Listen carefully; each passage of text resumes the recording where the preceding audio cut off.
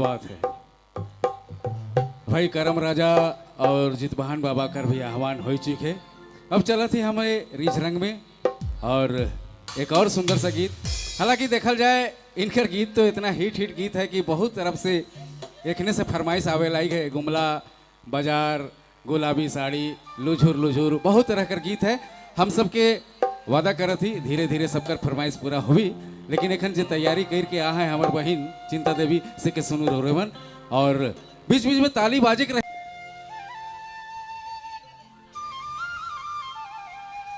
तो चलिए आपकी तालियों के गड़गड़ाहट के बीच एक और गीत, श्रीमती चिंता देवी जी।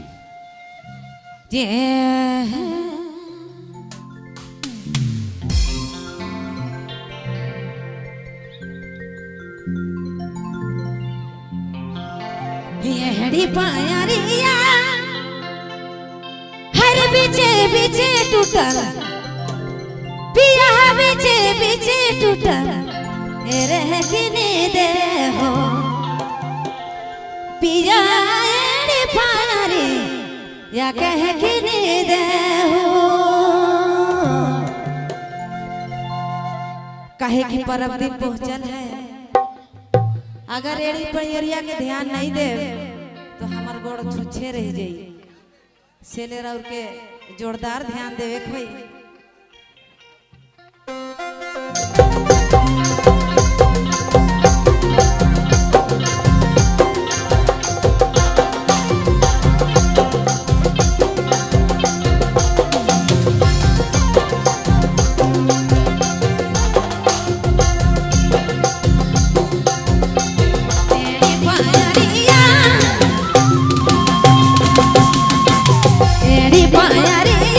बीचे बीचे